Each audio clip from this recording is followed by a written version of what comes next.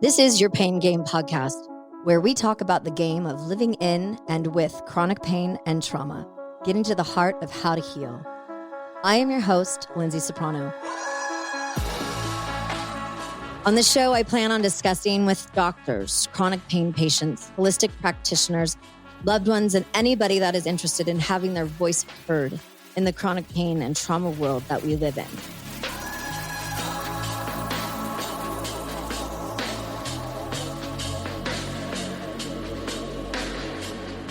When you look up the definition of survival, right, you would think it's like making tents and living out in the middle of nowhere, trying to survive. And it is. It is remaining alive.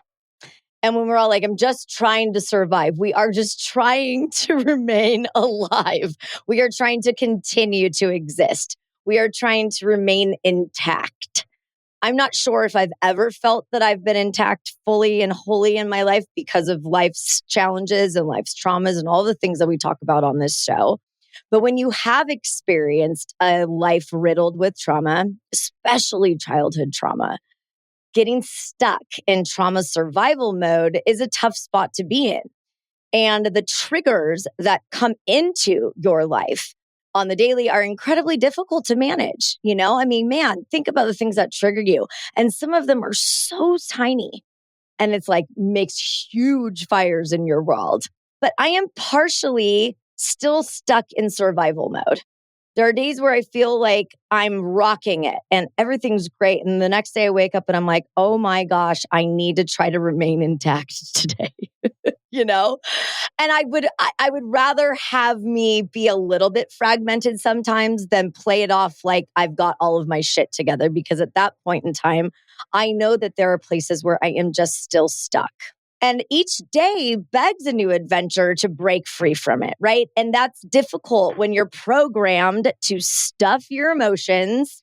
I'm the queen of it, stuffing my emotions and traumas year after year, time after time. And that stuffing, that stuckness ends up sitting in our bods and wreaks havoc on our health, our nervous systems, and also our relationships. Of course, how could it not? So today I'd like to talk a little bit about those triggers and the traumas that we've had and where they come up from. And a lot of them have come from abuse and abandonment and our stress responses to those things and what those triggers are. And my guest today has a trigger toolbox along with so many other things that we're going to talk to about, but how to help guide us and bring us closer to our dreams once again. So without further ado, I'd like to introduce to you today my guest, Emily Cleghorn. Hello, darling. Hello. How are you doing today?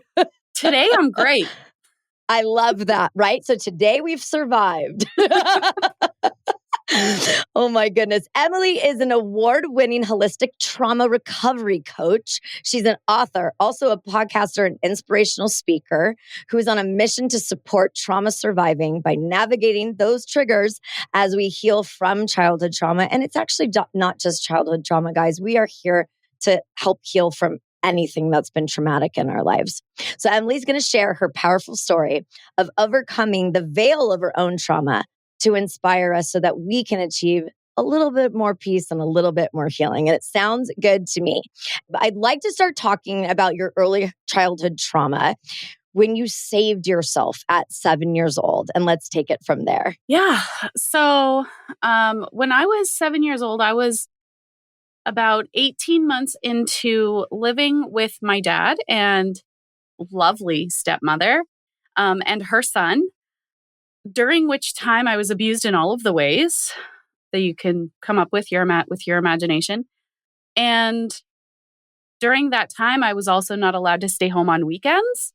So one weekend, I was at my biological mom's house, and it was a Sunday night. She told me, go get your stuff ready and we'll take you home. And my 7-year-old self, something clicked inside of me and I said, no, I'm not going back to that place where they hurt me. So I went in my sister's room and started packing my things like the good little girl that I was, very compliant, and started figuring out where I was going to go. My mom lived in the middle of nowhere. There was nowhere that I was going to run away to. You're 7 years old. And I was 7 years old, and it was November. So, and where are you in the country or in the nation, in the world that's at this time? It's November in Canada. Nova Scotia. Yeah. By the ocean. Very, very cold. Yeah. Yeah. So I went in my sister's room, started trying to figure out how I was going to achieve this not going home. And she had one of those big wooden desks in her bedroom from the 90s. Anybody much younger than me might not understand what I'm talking about, but those big clunky wooden desks. And I was malnourished enough and tiny enough and scrawny enough that I could fit very comfortably under that desk with my knees up to my chest. And I was able to get my overnight bag wedged into the chair hole in front of me. And that's where I sat.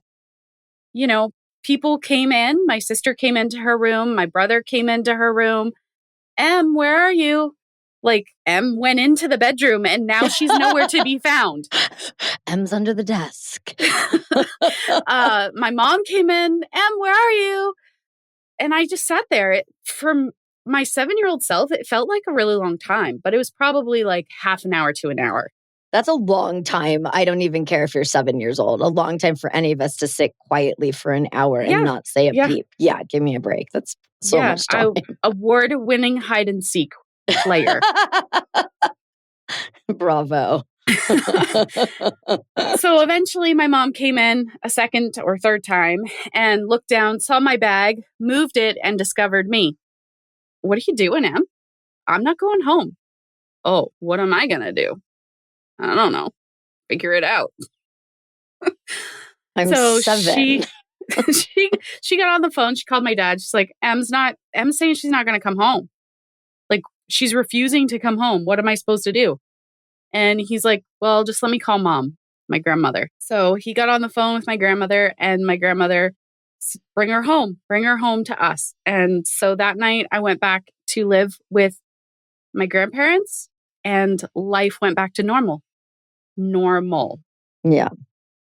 Because I was not the same child I was when I left my grandparents' house at 6 years old. A lot of negative experience had occurred in that 18 months, and nobody wanted to acknowledge it. So I went to a new school, made new friends, went to church and Girl Guides and all of these things, and no one gave me the tools that I needed as a 7, 8, 9, 12, 15, 18-year-old. 46. That's me. Not there yet. To understand how to cope with the things that had happened. Like, during those 18 months, my innocence was taken from me.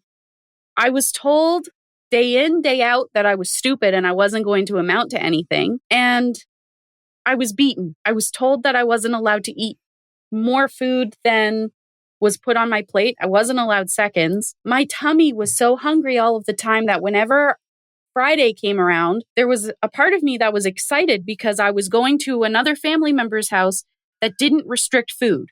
And so when I got there on Friday night, the first place my little self went was to the fridge. Refrigerator, yeah. And I ate constantly all weekend. So life went on as normal. And I remember being 9 or 10 years old. I think I was in 4th grade.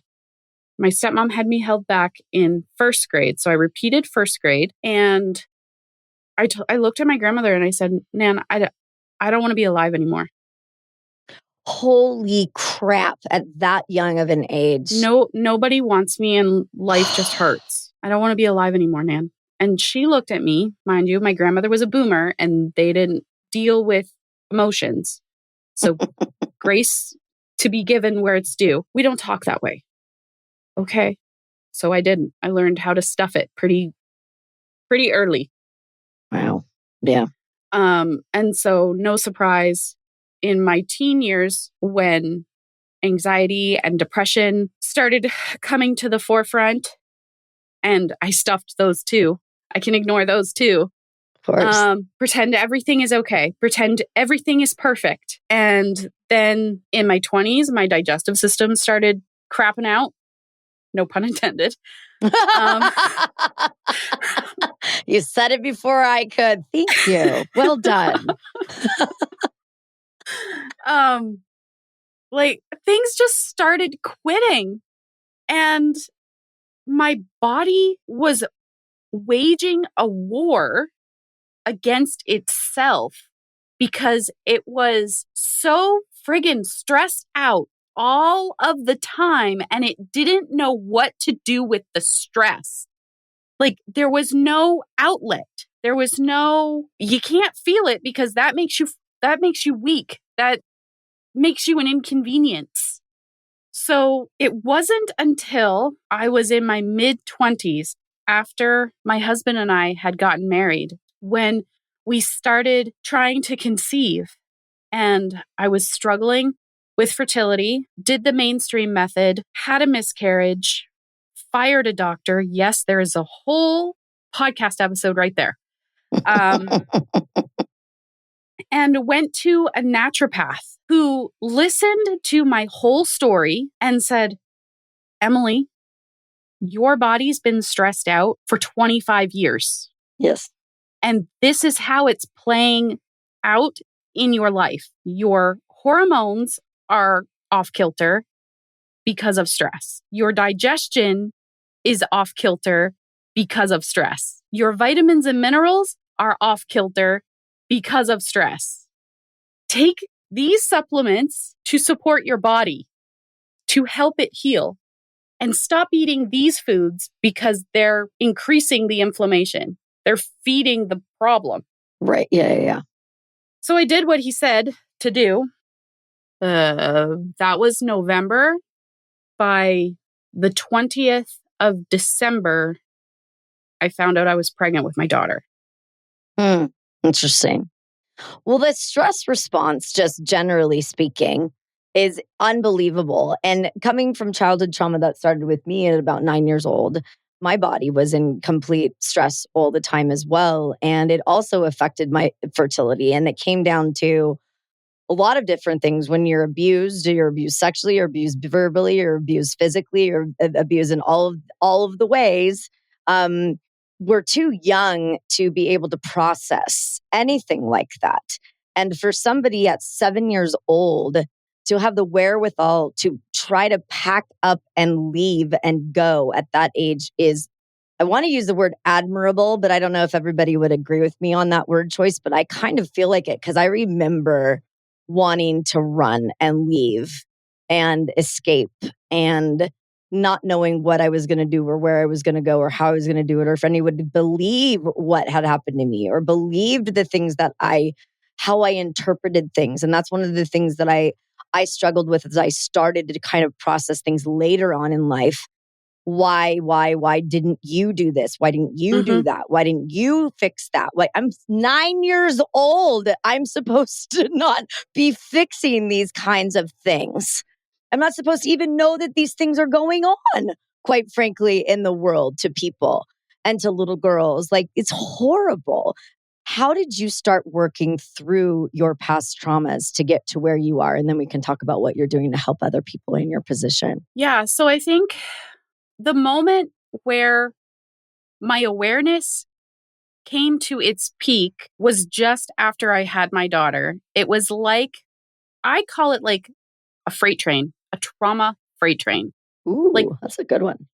Before that moment, in my teens and early 20s, I had developed a really functional-ish set of coping mechanisms that helped me ignore the trauma, run from the trauma, because it was like this black cloud that was looming over my head. And no matter what I did or where I went or what therapist I talked to, it didn't go away. Nothing changed it. So in those younger years, I had accepted that that's just how my life was going to be. And I could try, and I didn't want to be defined by that stupid, ugly black cloud. So I ran from it and I tried to ignore it as best as I could. I even moved across the country to a place where nobody knew me so I could start fresh. But there I was, sitting on my sofa with my beautiful baby girl sitting in front of me, sleeping, having a nap. And I'm sitting there unsuspecting, thinking, what am I going to do? I want to run. I want to get up off of this couch and I want to go out that front door and I want to get in my car and I want to drive to the end of the earth and never come back. But if I do that, I know what's going to happen. I know what pain she's going to feel for the rest of her life. And at this point, I wasn't really thinking about my husband. He would have been collateral damage. But I knew that if I listened to that fight or flight, what the fallout was going to be. I was going to recreate what my mom did to me. And that was not okay with me. I was like, well, crap, what am I going to do? Well, crap. I can't abandon this little lovely lady. No. She's adorable. And I love her so much. Like, as soon as the doctor placed her on my stomach, I was like, finally, I have someone in this world who's going to love me no matter what. And then you realize that someday they're going to grow up and they might not. I mean, we go through our phases. Yes, we do. Like your daughter will at some point be like, I hate you, you're awful. Yes. Yeah. I mean, we have our moments. Yeah.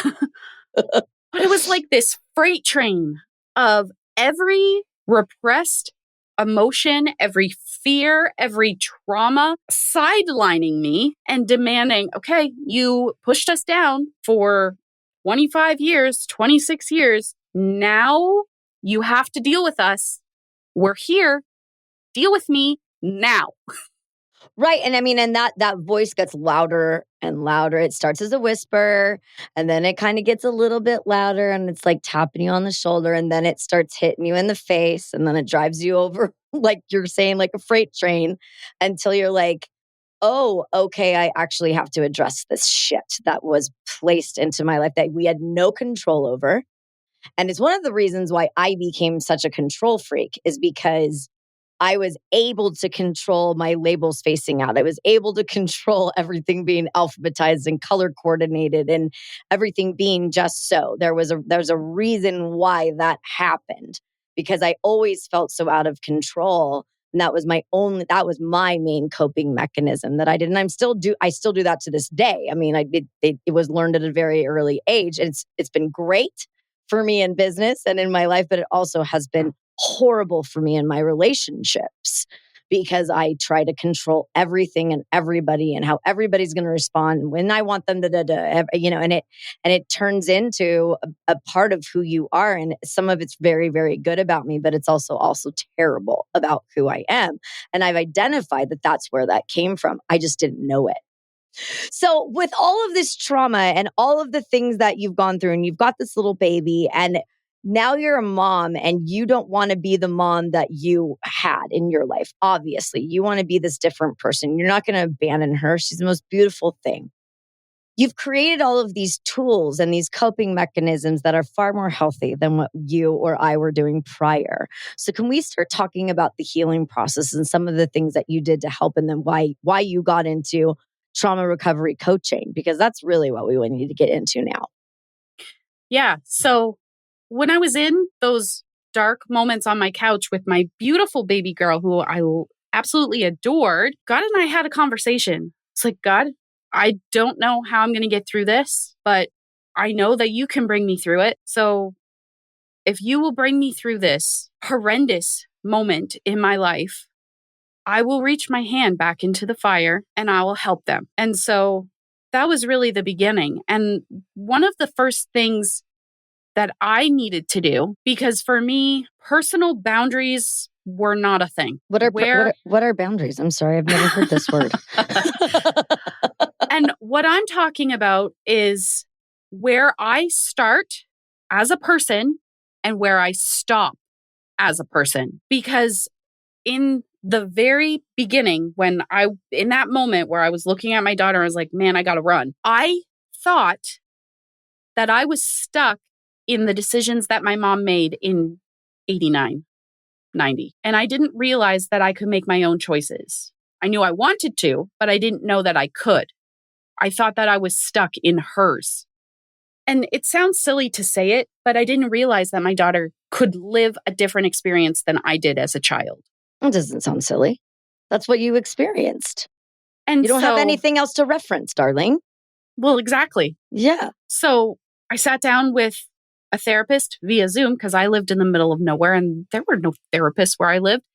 And she helped me to establish those boundaries, to recognize those boundaries, that the choices that my mom made in 89, 90 were her choices, made with the best knowledge that she had at the time. Those served her. Maybe not. That's another discussion. That's a whole other podcast for sure. My Mom's Decisions podcast. We'd have a lot of guests talk about mommy issues. Dear Lord. Nobody steal this idea. And my daughter could live her own experience and I can make my mamahood my own. I don't have to go based off of any other mother's decisions for their children.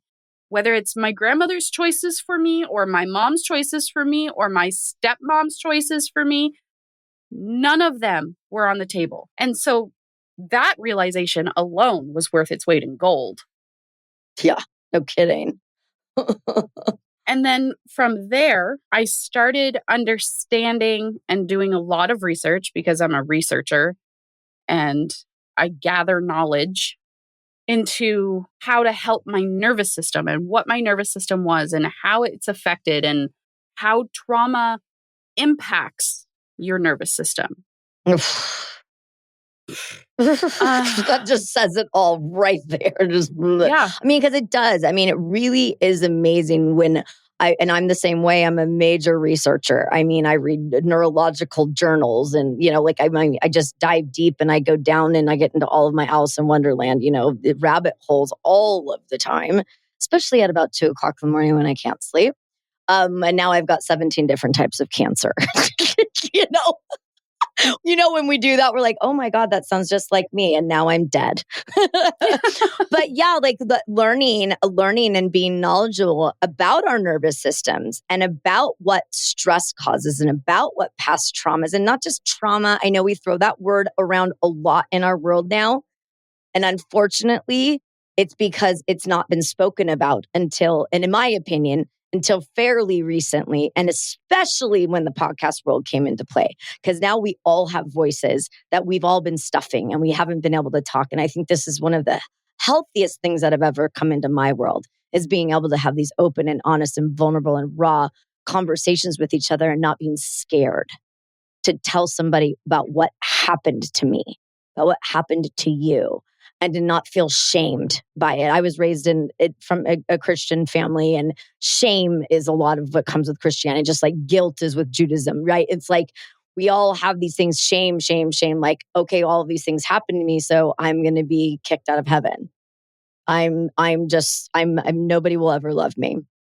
Nobody will ever want to have a family with me. Nobody will ever want to have sex with me. We'll come to find out very many people wanted to have sex with me. So that ended up being a good, I'm just kidding. Kind of. But I'm just, you know what I'm saying? Like you don't know when we're so young how that stuff is going to affect us as we're older. And now we're here in this space where I feel like we're in a much healthier place right now, where we're feeling, I don't know, I feel far more empowered than I ever have, being able to talk with people like yourself that have experienced similar situations, and of us have experienced the same thing as the next person. But those of us that have gone through some of these horrific things, we're in our own little club, but we all have to be educated about why those things are affecting our health and our well-being now. I mean, it's incredibly important for our future and our future healing. Yeah. The community that comes out of being able to share your story and listen to other people's stories. And trauma is very isolating. There's this little devil that sits on your shoulder and tells you that you're the only one who's ever felt this way. You're the only one who's ever dealt with this. And it's a blatant lie, because there are so many people like you and I who have lived a horrific childhood and are now trying to overcome it and change the narrative for our kids. And we're able to help each other in a way that we weren't able to previously, because now we have voices. We've reclaimed our voices. And that's huge. No kidding. And for the record, I did have a wonderful childhood, big picture. I just had horrific things happen to me. So just to put the record straight on that one, because I have wonderful mother and father. I have a terrible father and stepmother, but that's for a different conversation. That's part of the childhood trauma. But big picture, I had a lovely childhood. I just had some really horrible things happen within that space. But yes, to your point, for sure, having that voice. And I've always been vocal and outspoken and all of it, but all of it was all a facade. I was in acting and I was in drama and I was in musicals, and I had different characters that I played, and I was very good at being other people, and I was very good at fitting in every single group that I could. I was an honors student, so I could fit in with those people. I was kind of a nerd in the geeky stuff. I would fit into that. I was in the sports stuff. I was in the drama. I fit into all these places because I was good at being like a chameleon, I guess, kind of never knowing who I was. Just trying to be anybody that I wasn't. And yeah. Yeah. For me, I was invisible. I made myself invisible. Yeah. And I didn't. I made myself as loud and obnoxious as I possibly could be. So let's move on into the healing part. So I want to talk about where you are right now and what you're doing within your business. We know where it's coming from for sure, but talk about what you're doing, talk about your 4 pillars and what you're all about. And let's get into that part of it. Let's talk about the fun stuff now. Yeah. So through my journey, I have created the Mended Mama method. It's based off of 4 pillars. So the first one is building a trigger toolbox, because you can't heal when you're stressed out. You can't do shit when you're stressed out. You're obnoxious, you're irritable, you're flummoxed, you're unfocused. Yeah. You can't do anything. You can't operate in that space. Nope. You can't. Nope. You certainly can't parent children. You can't teach a little human how to human if you're stressed out and triggered to the max. No kidding. For reference, that tends to make their temper tantrums 10 times worse. Of course, they're feeding off of you. Yeah, you become this storm machine. Storm machine. Yeah, exactly. So that's step 1, building your trigger toolbox. And for a lot of trauma survivors, we don't know how to identify our emotions. So that is really step 1. And then building your toolbox and learning which tools go with the best with where you are on the emotional spectrum. And then once you've got that under wraps, under control, then we begin to dream a little dream, cast a vision. Where do you want to be? And how are we going to get there? Then we move into pillar number 3 with building your stepping stones and owning your self-worth, your confidence, your belief in yourself, all of these different things that you're missing because they were maybe beat out of you as a child. Or just never taught. Never taught. There are plenty of people, plenty of kids that I know that, that have been through just a kind of normal, life, but they were never taught to X, Y, and Z, like we've been talking about. They've never been taught boundaries. That's Or yeah, boundaries, especially like certainly in my generation, all of my friends that are in my, in 40s, basically, we're all like, our parents are like, good luck. See you at about 11. All right. Have a good day. We were kind of like on our own to figure it out. Like, all right, if I throw a lawn dart at him, it's going to hurt him and, he'll be okay. Like we didn't have, we were not helicopter parented at all, which I'm glad actually. But man, I mean, maybe like check in on us and make sure that, why were you in a park super late tonight? It's 10 p.m. Where are your kids? Yeah, exactly. Yeah. Playing video games, probably. Don't even get me started. Anyway. And then the fourth pillar is building a relationship toolbox. So we've got your trigger toolbox, but how do you have healthy relationships when all or most of your models as a little kid were not healthy relationships? Mm-hmm. So that's the Mended Mama method. So there's a whole plethora of things that I'm doing with that. We're doing the Mamahood After Trauma podcast. There's a book. There's more books on the way. There's coaching, and there's a whole host of ways that you can ingest and learn the Mended Mama method.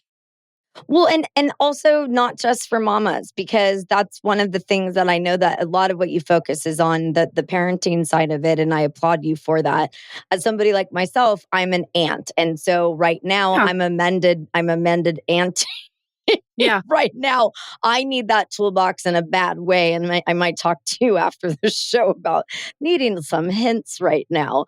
But, I think that it's so important for our kids and for our nieces and nephews and cousins, whoever that's in your life that you're taking care of in your world, is to make sure that you're not putting your narrative, your story on them either. Because that's something that I think I'm certainly seeing with my nephews right now, is they're absorbing so much of their parents' behavior and their story, and they're thinking that it's theirs. And right now, what we're trying to teach them is that you have your own story to be told, and you can tell it, and you're in charge of it. No matter what your story was before, you can write a new one. And that I think is incredibly important, certainly for where I'm at in my life right now with these boys. And it's also with me. I've had to kind of rewrite my script, my story a couple times in my world, because I've learned a lot and have come through a lot. And now I'm in a different phase. And right now I'm working on a book as well. But I just don't want to get stuck in my past story. Yeah. That is something that's been incredibly important for me, to break free from that so that I could actually properly and wholly heal from it, and not just patch up the holes, Yeah. Put a little spackle on it and we'll call that a day for a bit, No, I wanted to buy a new boat. Yeah. I didn't want to patch up the old one. I bought a brand new boat and she's beautiful. So yeah. And I resonate with that. That's why when I'm writing a book, yes, I acknowledge the trauma piece, but I focus on the healing, because I wasted enough time wallowing in the trauma. I'm over it. right? I was over it a long time ago. I want to heal. I don't want to keep dredging up the old feelings. They're old. They're musty. I don't want them anymore. They're musty. Yeah. Smells like an attic to me. My whole heart is to help other mamas, other parent figures to heal, because our kids don't deserve to inherit our crap. They're going to get enough crap from this world that we live in. Yeah, no kidding. Stop putting our shit on others. Like, don't put your shit on other people. Stop it. All of us. I'm talking to myself included. We end up kind of like vomiting our BS on everybody. And, we have to be a little bit better about that and like take a deep breath and go, hey, this past trauma or this past experience or whatever's going on in your life, try to be a little bit more cognizant of how you're responding to this world. Yeah. Okay, so how do you work with people in your trauma coaching? Because you do work in trauma recovery. Yeah. So right now I am working with clients one-to-one inside of my Mended Mama Academy. And it's a personalized one-to-one coaching experience. We spend 90 days deep diving into your goals within the framework. So actually applying and working through the components of the Mended Mama method so that you have a loving accountability partner, coach, to guide you through it so that, it's not one of those situations where you say, yeah, I'm going to change. And then everything under the sun gets in your way and you don't actually do it. That's self-sabotage, and usually it's by the way. ourselves. Yes, it's called ourselves. Yes. Self-sabotage. Self-sabotage. It's true. And we all have a little bit of that in us. I mean, to some degree, we're not going to get rid of a little. There's got to be a little bit of self-sabotage, But guys, come on, let's at least identify that that's what we're doing and get rid of 99% of it, because 1% can be fun, but 99% of it is really bad.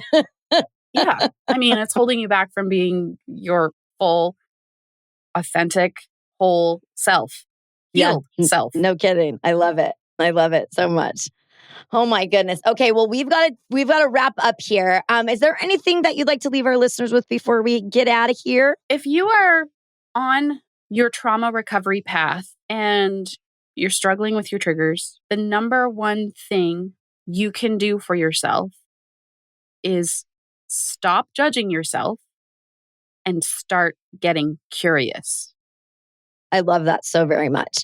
Well, thank you so much for being here with us. You can find her. I'm going to put all of her information in show notes and in social media because her handles are changing a little bit because she's got a new website and she's got new books and new podcasts and all this stuff that's coming down. So make sure that you check out show notes. But the best place to find her at is her website, which is mamahoodaftertrauma.ca because she's in Canada.